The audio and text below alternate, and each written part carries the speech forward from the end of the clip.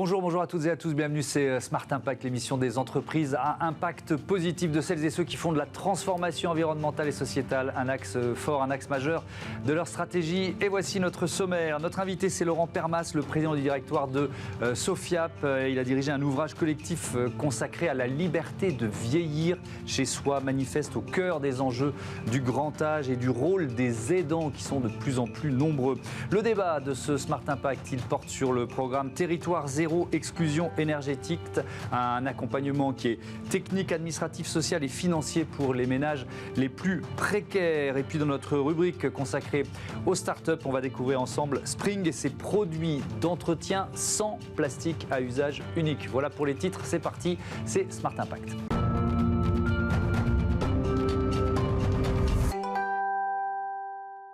Bonjour Laurent Permas, bienvenue. Bonjour Thomas. Vous avez donc dirigé ce livre collectif, ce manifeste pour la liberté de vieillir chez soi, qui est publié aux éditions du Cherche Midi. Alors il reflète d'abord une réalité, c'est ce que nous souhaitons très majoritairement en France, vieillir chez soi. C'est ce que l'on souhaite, mais c'est un tabou.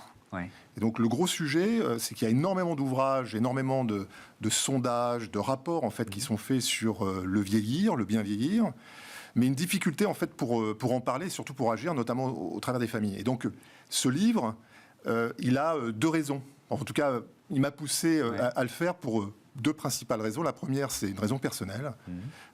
Lorsque j'étais jeune, à 18 ans, j'étais une passionné en fait de médecine, notamment de médecine urgentiste, et je me suis retrouvé en fait à faire un stage en gériatrie dans un hôpital parisien.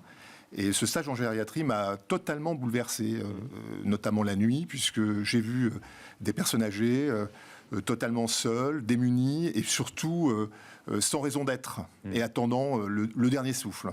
Et donc ça m'a poursuivi puisque dans mon activité professionnelle, extra-professionnelle, eh bien, j'ai notamment créé le CESU à un moment donné, développé les services à la personne, ensuite travaillé sur la finance engagée avec notamment l'épargne retraite. Ouais.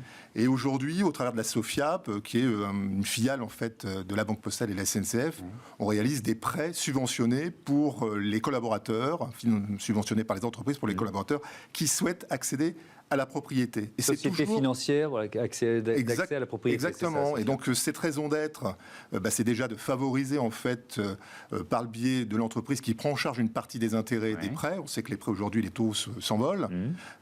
Pour favoriser l'accès à la propriété des collaborateurs, ce qui permet justement aux collaborateurs de préparer leur retraite. C'est un sujet très inclusif, engageant et en même temps fidélisant et unique pour l'entreprise qui permet de travailler sa raison d'être. Ce sont des prêts subventionnés par l'entreprise. Absolument. C'est-à-dire que l'entreprise, en fait, la moyenne d'emprunt en France, c'est 200 000 euros pour une propriété.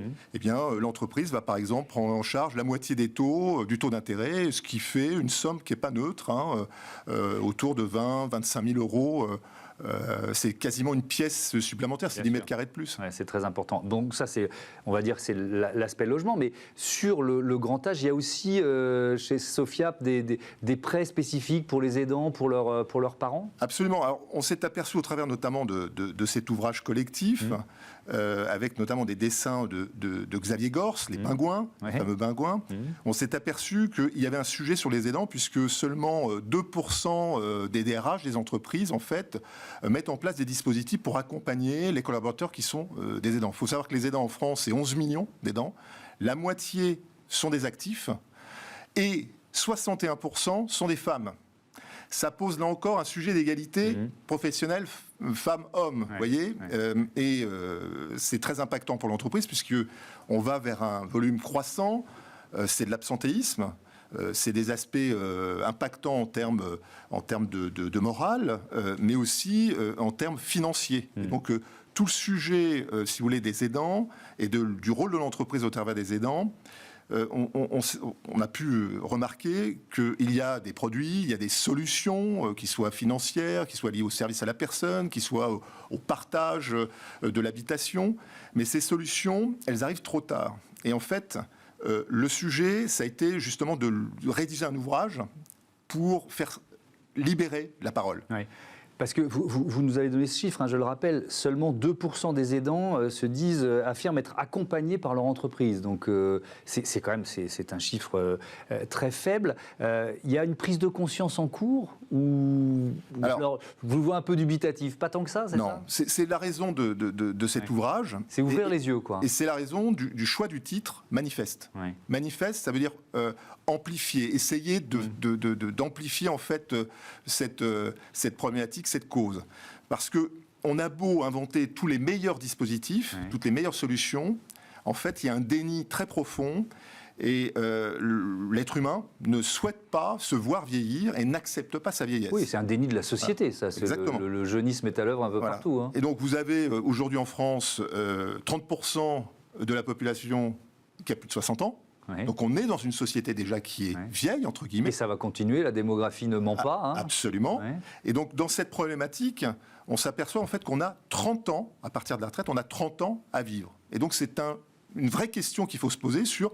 Qu'est-ce que je souhaite faire de ma vie? Un peu comme lorsqu'on est jeune étudiant, on se pose cette même question en famille sur que souhaites-tu faire réellement de ta vie? Et donc là, les 30 ans, c'est une grande partie de sa vie et il faut justement la préparer, la choisir et être en capacité aussi d'avoir les moyens de la vivre. Les moyens humains, les moyens financiers, d'assumer ce choix et d'en parler en famille. Mais vous parlez de moyens financiers, là je vais faire focus sur les moyens financiers. Est-ce que ça coûte plus cher ou est-ce que c'est une idée reçue de vieillir chez soi? Alors ça ne coûte pas plus cher, si ce n'est qu'il faut le préparer. Le préparer notamment avec l'adaptation du logement. Et ça, lorsqu'on a un pavillon, on sait très bien que le premier étage sera condamné. Donc on doit l'anticiper avec une pièce au rez-de-chaussée. C'est aussi anticiper sa mobilité. Qu'est-ce qui se passe si je ne peux plus conduire? Qu'est-ce qui se passe si papa, maman, et c'est les questionnements qu'on doit avoir au travers aussi des proches, ne peuvent plus conduire? Ah, mais c'est pas grave, il y a les voisins. Mais on va se débrouiller. Et en fait, on ne se débrouille pas du tout. Et ce qui se passe, c'est l'aidant rentre en jeu. Et il faut savoir que la moyenne géographique d'un aidant avec son proche est de 205 km. Donc on ne peut pas parler de proximité. Non. Et la moyenne par semaine d'aide est de 10 heures. On ne peut pas parler non plus de quelque chose de très épisodique ou sporadique. Vous voyez, donc c'est très impliquant, c'est silencieux. Alors, ça, c'est un aspect très important, parce qu'on est parti de ce chiffre, 2%, qui est effectivement très faible, mais ça vient peut-être aussi des aidants eux-mêmes. C'est-à-dire, est-ce que, quand on est dans une entreprise et qu'on est confronté à cette situation, est-ce qu'on en parle? Parce que le DRH, il peut pas trouver la solution s'il n'est pas au courant, vous voyez ce que je veux dire? Alors, c'est très intéressant comme question, parce qu'en fait, ça renvoie à l'employabilité. Lorsqu'on regarde quel est le profil type d'un aidant salarié, il a entre 45 et 55 ans. C'est souvent une période professionnelle qui est importante, qui n'est pas non plus proche de la retraite, mais qui est importante. On peut être à la fois dans des profils de manager, on a de l'expérience, donc on peut aussi transférer au travers d'autres équipes. Et donc le fait qu'on soit dans cette position, on n'en parle pas. Pourquoi? Parce qu'on a peur de l'employabilité. Ça renvoie à l'employabilité des seniors dans les entreprises. Vous voyez, on en parle aujourd'hui aussi, on parle beaucoup des jeunes, mais si vous voulez, l'employabilité des seniors est importante, et donc les seniors, qu'est-ce qui se passe dans les entreprises? N'en parlent pas, par peur tout simplement de ne plus être dans le projet, ou d'être qualifié, identifié comme quelqu'un de fragile, qui n'arrive plus à faire son travail, qui peut être en risque psychologique, et qui peut avoir aussi des sauts d'humeur. Mais attendez, parce que c'est vrai aussi d'un cadre, ou même pas cadre, enfin d'un salarié d'une quarantaine d'années, encore très loin de la retraite, qui ne va pas oser parler de la situation de sa mère ou de son père, de dire « je suis aidant, ça me demande du temps ». Pourquoi? Parce qu'on va l'intégrer dans une catégorie déjà senior ou dépassée dans l'entreprise. Vous forcez peut-être un peu le trait en disant ça. Non, on va pas on va juste, et à la fois les managers et peut-être la direction, va de façon systématique, souvent, se dire est-ce qu'il va être capable? D'accord. Et ça, c'est tout le sujet des maladies longues. Vous avez la même problématique sur des maladies longues. Aujourd'hui, on les déclare sur LinkedIn, mais c'est très récent. Vous voyez, on déclare sa maladie. On ne déclare pas aujourd'hui le fait qu'on soit aidant, même s'il y a une journée des aidants très prochainement, au mois d'octobre. C'est pas quelque chose de très public. Mais alors, une entreprise, qu'est-ce qu'elle peut faire? Un DRH, qu'est-ce qu'il peut faire? Lorsqu'on parle de RSE, on a beaucoup de E dans la déclinaison de la RSE, donc toute la transition environnementale qui est très importante. On a juste oublié la transition démographique avec le S. On est dans une société vieille, plus de 30% de seniors, plus de 60 ans, et 11 millions d'aidants. Donc quasiment 1 sur 4 en 2030 sera aidant, salarié. Donc l'entreprise, elle a pour vocation de déjà déclarer que dans sa raison d'être de responsabilité sociétale et environnementale, elle va décliner des actes concrets, notamment par la diffusion d'informations sur le fait qu'elle peut accompagner, informer, être en lien peut-être avec une assistante sociale pour accompagner des salariés qui sont dans cette problématique pour un proche, parce que c'est très complexe au niveau des aides, au niveau des déclenchements, au niveau des solutions qu'on peut avoir. Il faut être accompagné. Ça peut être aussi la diffusion du manifeste. C'est pour cela que nous l'avons fait, c'est pour mobiliser les entreprises. Alors, ce n'est pas parce qu'on va considérer que l'entreprise doit à nouveau payer. Non, c'est qu'il y a un vrai deal. L'entreprise a tout intérêt, notamment dans sa déclinaison de sa RSE, de s'impliquer dans cette démarche. C'est gagnant-gagnant. Pourquoi ? Parce qu'elle va se retrouver dans une problématique d'employabilité terrible. Merci beaucoup, Laurent Permas, d'être venu partager ces enjeux. Je rappelle le titre de ce livre collectif, ce manifeste donc pour la liberté de vieillir chez soi, qui est publié aux éditions Cherche Midi. On passe tout de suite au débat de Smart Impact. On va parler d'exclusion énergétique.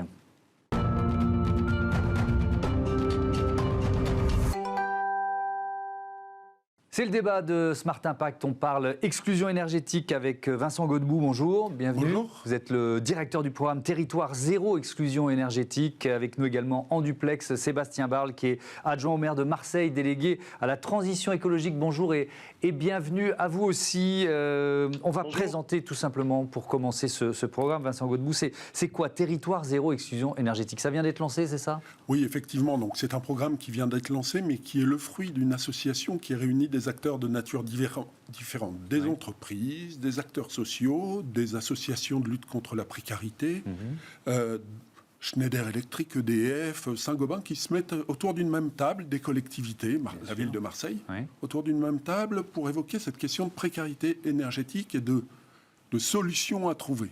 Et donc, la première des solutions, c'est de dire qu'il faut se rapprocher au plus près des besoins. Le plus près des besoins, c'est le territoire. Le territoire urbain, le territoire rural, un quartier dans une ville. Alors justement, c'est quoi un territoire? Parce que c'est quoi? C'est un quartier d'une ville, c'est pas si grand que ça, quoi. C'est pas un département, une région quand on dit territoire. Alors on a un département, la Mayenne par exemple, qui a été labellisé et qui s'engage dans les années à venir, qui a signé un label, qui s'engage à développer tous les moyens possibles pour lutter contre la précarité énergétique, notamment pour les propriétaires en situation de précarité. Alors ça, vous avez prononcé le mot le plus important. On parle des propriétaires. Ce qui peut sembler paradoxal peut-être aux yeux de certains. Vous êtes propriétaire, vous n'avez pas les moyens de rénover votre logement. Et pourtant, ça concerne beaucoup de Français, cette situation. Et pourtant, ça concerne 2 millions de Français qui n'ont pas les moyens aujourd'hui de se loger, dans 500 000 maisons à peu près en France. Vous devenez propriétaire, vous avez un accident de vie, un accident de parcours, vous tombez au chômage, et puis le chômage se poursuit, vous tombez au RSA, vous n'avez plus de droits, eh bien vous n'avez plus le droit, plus les moyens d'entretenir correctement votre logement. Alors certes, il y a des aides qui existent, des aides publiques qui existent, mais ces aides sont limitées dans le temps, sont limitées à certains profils de personnes, etc. etc. Et donc l'idée de ce programme, c'est aussi de créer un nouveau métier pour faire dialoguer ensemble l'ensemble des parties prenantes. Alors ça, on va l'expliquer en détail. Je me tourne vers Sébastien Barle. Est-ce qu'il y a beaucoup de Marseillais qui sont dans ce cas-là, propriétaires, soumis à ces questions d'exclusion énergétique? Ça, c'est la première question. Et puis aussi, pourquoi ce programme vous intéresse à Marseille? Alors, Marseille, en fait, est extrêmement concernée en fait, par la question de précarité énergétique. On sait que on a hérité en tout cas de lourds problèmes de logement indigne extrêmement importants. Donc on a tout un programme de rénovation qui doit coupler en fait la rénovation thermique en fait de ces logements. Ça c'est pour le cœur de ville ancien de Marseille. Et puis il y a beaucoup de quartiers avec de l'habitat ancien dégradé et ce sont des des passoires thermiques avec effectivement souvent des propriétaires occupants qui ont très peu de moyens et donc qui sont en situation de précarité. À Marseille, effectivement, l'hiver est souvent pas tellement rude. En revanche, les étés, on a des épisodes extrêmes. On en a un encore qui est en train de finir, je l'espère, mais qui est très rude. Et on sait qu'on a des bouilloires thermiques. Et donc, la contrainte, en fait, la précarité énergétique, c'est l'hiver avec l'impossibilité de se chauffer, mais c'est également l'impossibilité de rafraîchir son immeuble l'été. Et donc, c'est essentiel d'aller vers ce type de dispositif. Et nous, ça nous a intéressé d'aller vers ce dispositif donc de territoire zéro exclusion parce on travaille déjà avec différents donneurs d'alerte pour repérer, pour accompagner des ménages en situation de précarité, mais on voulait expérimenter sur un territoire, donc un quartier de la ville de Marseille qui fait environ 10 000 personnes. On souhaite expérimenter en fait un dispositif qui massifie en fait la question de la rénovation en s'appuyant d'abord sur les propriétaires occupants, en les accompagnant, mais également en traitant l'ensemble du quartier pour montrer que c'est possible, en mobilisant l'ensemble des forces, l'ensemble des acteurs, de lutter contre la précarité énergétique. Et c'est un défi majeur pour les prochaines années. Oui, ça veut dire, Sébastien Barle, que tout simplement, on va être très concret, c'est des travaux d'isolation qui vont être mis en œuvre, qui vont, je ne sais pas à quelle échéance d'ailleurs, vous pouvez nous le détailler dans les prochains mois peut-être, dans les prochaines semaines? C'est une démarche globale, effectivement. On va s'appuyer sur ce nouveau métier qui vient d'être évoqué, les ensembliers solidaires. Et l'idée, donc, c'est d'accompagner en fait les ménages sur l'ensemble des phases, donc à la fois sur trouver des financements, trouver également le reste à charge. Donc, on cherche des partenaires en fait financiers qui peuvent nous accompagner, des entreprises qui pourraient être Alors, on a perdu le lien, mais on va retrouver Sébastien Barle dans un instant. On vient d'entendre ce mot pour la première fois. J'avoue que je ne le connaissais pas. Ensemblier solidaire. Donc, c'est ce nouveau métier dont on parle. C'est quoi? C'est une sorte de chef d'orchestre de compétences qui existe déjà? Exactement. Donc, l'idée, c'est plus qu'un chef d'orchestre. La personne doit maîtriser les aspects techniques, les aspects financiers, les aspects sociaux. Entrer en dialogue avec l'ensemble des parties prenantes, qui vont être des artisans demain, qui vont intervenir dans des familles, dans des foyers qui sont des familles en situation de précarité. C'est pas toujours facile de discuter avec ces familles qui ont des difficultés particulières. Ces familles aussi, il faut qu'elles aient confiance dans le dispositif. Et donc, M. Barle parlait très justement du reste à vivre. Aujourd'hui, la mission de cet ensemblier solidaire va être d'identifier tous les financements disponibles, de les ajouter un par un, et il y aura un reste à charge pour la famille. C'est impossible pour ces familles de financer le reste des travaux, qui va représenter entre 5 et 10 000 euros environ. Et donc, en fait, pour financer ce reste à charge, on est en train de créer un fonds, et donc l'ensemblier va mettre tout le monde autour de la table, avec la famille concernée, et puis ensuite, quand les travaux vont continuer, l'ensemblier va accompagner de bout en bout, donc du montage du dossier jusqu'au moment où la famille va avoir son logement rénové. J'ai visité, il y a 3 semaines, 2 familles qui se trouvent dans les Hauts-de-France en particulier. Une des familles a un enfant qui souffre d'un handicap. Il a souffert, il a eu 17 interventions chirurgicales, ce qui fait que le papa a dû abandonner son travail. Et puis, progressivement, s'est installé dans une situation de précarité. Le papa n'a plus de travail, ils ont dû déménager pour la durée des travaux, donc ils ont été accompagnés par un ensemblier territorial. On teste ce programme depuis aujourd'hui 3 ans, mais l'idée c'est vraiment, comme le disait M. Barle, de massifier le programme. Avec quel budget? Parce qu'il y a forcément de l'argent, quoi, de l'argent public, de l'argent des collectivités locales. Comment c'est financé? Alors aujourd'hui, c'est financé, donc c'est un programme de 15 millions sur 3 ans, qui est financé exclusivement par 4 partenaires entrepreneuriaux, en l'occurrence EDF, en l'occurrence pour partie, sur les certificats d'économie d'énergie, OAN, Elio, et puis les Mousquetaires, enfin la filiale des Mousquetaires, du groupe Les Mousquetaires, qui s'occupe des pétroles et dérivés. Voilà. Et donc en fait, l'ensemble du programme, par des jalons, est validé par la DGEC, qui valide le fait que les travaux sont bien réalisés, la Direction générale de l'environnement et du climat, qui valide que, et nous sommes rémunérés par nos partenaires fonction de l'avancement du chantier. Sébastien Barle, on vous a retrouvé, donc je vous redonne la parole tout de suite. Vous nous avez dit que ça concerne, pour l'instant, parce que peut-être que ça grandira, un quartier spécifique, 10 000 personnes à Marseille. On était là dans des exemples très concrets, sont des personnes qui sont en exclusion énergétique. Est-ce que ça s'est aggravé avec la hausse du prix de l'énergie? J'imagine que oui. Qu'est-ce que vous pouvez nous en dire de ça? Alors, en fait, nous, on a identifié, pour l'instant, on a 3 quartiers. En fait, on a identifié des quartiers où il y a effectivement un nombre de propriétaires occupants assez important.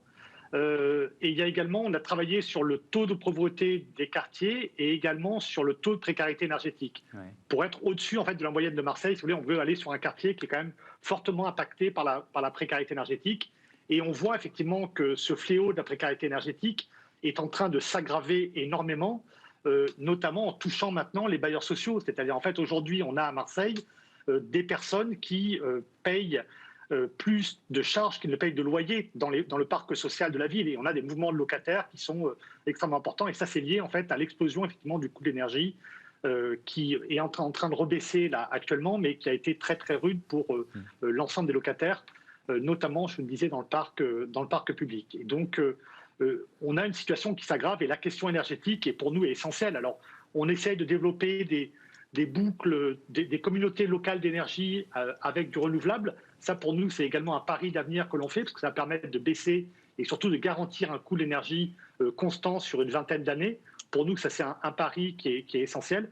Mais on veut également aller sur des programmes globaux de massification de la rénovation. C'est extrêmement important. Et pour ça, il faut également que ces programmes soient accompagnés, et c'est ce que l'on trouve dans le dispositif de Stop Exclusion Énergétique, par des programmes de formation en fait, des artisans, des professionnels en local, parce que ça crée de l'emploi également local, et puis par des filières d'approvisionnement également de matériaux biosourcés, géosourcés, pour isoler les bâtiments qui vont être concernés, environ 350 bâtiments sur un quartier de Marseille. Vincent Godbout, il y a évidemment, on peut modéliser ce que ça va apporter en termes de bilan carbone, parce que ces passoires thermiques, elles vont l'être de moins en moins grâce à un programme comme celui-là. Oui, bien entendu, on peut tout modéliser, et pour nous, en fait, on peut arriver à éradiquer cette problématique en 2030. Voilà. Si on arrive à massifier le programme, à former suffisamment d'acteurs, donc ces ensembliers solidaires, mais aussi les ensembliers territoriaux. Donc les ensembliers territoriaux sont des gens qui vont intervenir dans chacun des territoires. On va en avoir un à partir de septembre à Marseille, qui va mettre autour de la table l'ensemble des acteurs du territoire. Là, on n'aura plus la famille, mais vraiment l'ensemble des acteurs. On va former les artisans, on va former des bénévoles associatifs, on va former des travailleurs sociaux. Et à force de formation, si on arrive à développer le nombre d'artisans, donc on aura une capacité supplémentaire plus importante pour rénover globalement, de manière qualitative, des logements qui appartiennent à des propriétaires pauvres. Parce qu'on n'a pas le droit de laisser de côté ces personnes en difficulté. 2 millions de personnes en France, c'est le chiffre que vous nous donniez tout à l'heure. Merci beaucoup à tous les deux et à bientôt sur Bismart. On parle entretien et hygiène tout de suite dans notre rubrique Start-up.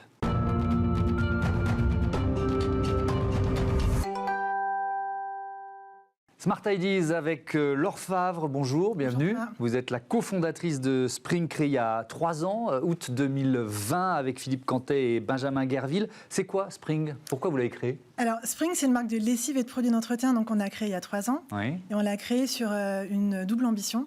La première, c'est celle de s'attaquer au fléau du plastique à usage unique, puisque en France, en moyenne, on produit par habitant 30 kg de déchets plastiques donc par an. Et la deuxième ambition, c'est celle de proposer des produits qui soient réellement sains. Aujourd'hui, en fait, dans un rayon de supermarché, il y a presque un produit sur 2 contient des matières dangereuses. Donc, on a créé cette marque qui propose donc des lessives et des produits d'entretien qui sont tous sans matières controversées et sans plastique à usage unique. C'est un secteur que vous connaissez bien, dans lequel vous avez travaillé. Il y avait quoi, une frustration de se dire j'arrive pas à trouver finalement les produits que je voudrais moi comme consommateur. Ouais, c'est exactement ça. En fait, j'ai commencé. En fait, moi, j'ai fait toute ma carrière dans les produits d'entretien, donc ça fait plus de 20 ans. Et puis, j'ai traité aussi des marques écologiques. J'ai créé ma première marque écologique écologique en 2008, donc ça date. Mais à l'époque, on s'intéressait qu'à l'aspect de la formulation et l'impact de la formulation sur l'environnement, ce qui est déjà une grosse part évidemment très importante. Mais au fil de ces années, je me suis rendu compte qu'il y avait un critère qui n'était jamais considéré, c'était celui de l'emballage, ou très peu considéré. En revanche, il compte quand même pour 60% de l'impact d'un produit. Donc j'ai voulu m'y atteler, et c'est pas une mince affaire parce que supprimer le plastique de l'univers des produits d'entretien, enfin je veux dire, on a tous marché dans un rayon de supermarché, vous voyez bien que tout est aujourd'hui emballé dans des emballages en plastique. Est-ce que c'était un défi technique ? Est-ce que c'est si simple d'avoir une solution de remplacement ? Ah non, c'est pas du tout simple. Oui, c'est ça. Non, c'est pas du tout simple. Alors donc, faut imaginer que Spring, on a toute une gamme avec des lessives et des produits d'entretien rechargeables. Donc l'idée, c'est pas de plastique à usage unique. Donc nos fournisseurs, eux, ils sont habitués à produire des formules liquides et qui sont forcément emballées dans du plastique. Nous, on veut pas ça parce que faut savoir qu'un produit d'entretien, c'est 80 à 90% d'eau. Donc il y a tout le bilan carbone qui va Bien avec, sûr, le plastique jetable. Ça ne sert à rien de transporter cette eau en question alors qu'on l'a chez soi. Exactement. Et de la payer, accessoirement. Donc en fait, effectivement, c'est un challenge parce que d'abord, l'industrie n'est pas taillée pour fabriquer des produits qui ne viennent pas dans des emballages en plastique. Et puis quand vous êtes une start-up, que vous n'existez pas encore, que vous allez taper à la porte de ces industriels, on nous prend parfois un peu pour un ovni. On a la chance d'avoir trouvé des partenaires qu'on connaît depuis longtemps et qui nous ont accompagnés. Donc typiquement, on vend des capsules de lessive qui sont emballées dans une boîte en carton. En plus, elle a la particularité d'être très fine pour pouvoir rentrer dans une boîte aux lettres, parce qu'on propose aussi un service de livraison programmée.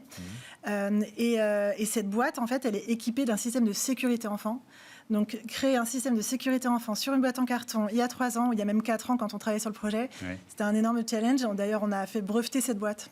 Donc, ça veut dire quoi ? Ça veut dire qu'on a un bidon qu'on va réutiliser autant de fois qu'on le veut. Alors, on a 2 parties dans la gamme. On a la partie des lessives. Là, en fait, c'est un produit, c'est des capsules de lessive classiques, je dirais, qui sont plus concentrées, sans matière controversée, mais un format qu'on connaît, dans cette boîte en carton. Et puis, il y a l'autre partie qui est la partie des produits rechargeables, où là, effectivement, l'idée, c'est de supprimer ces bidons. Donc, par exemple, on a un liquide vaisselle qui est proposé dans un flacon en plastique, donc en verre. Donc, vous allez acheter une bonne fois pour toutes un flacon en verre. Et on propose la formule sous forme d'une poudre qu'on va diluer dans de l'eau du robinet. Et là, on va retrouver exactement la même texture de liquide vaisselle qu'on connaît et la même efficacité. Alors, je reviens aux matières controversées. Vous avez employé cette expression tout à l'heure. Ça veut dire quoi ? Qu'est-ce que vous avez banni finalement de vos formules concentrées ? Donc aujourd'hui, on a donc presque d'un produit sur 2 qui a des matières dangereuses. Ça, c'est l'UFC Que Choisir qui le dit. Ça va jusqu'à plus de 70% pour la lessive. Et ces matières, ça peut être des allergènes. Donc on a trouvé jusqu'à 8 allergènes dans une seule lessive. Donc l'allergène, ça va vous créer des plaques, des démangeaisons, des cancérogènes et des perturbateurs endocriniens notamment. Donc ça, c'est toutes les matières que nous, on interdit, qu'on ne peut pas retrouver dans nos produits.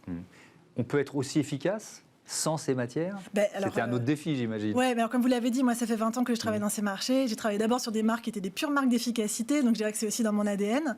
Et puis, de toute façon, n'importe quel consommateur ne sera jamais prêt à faire se transiger sur l'efficacité.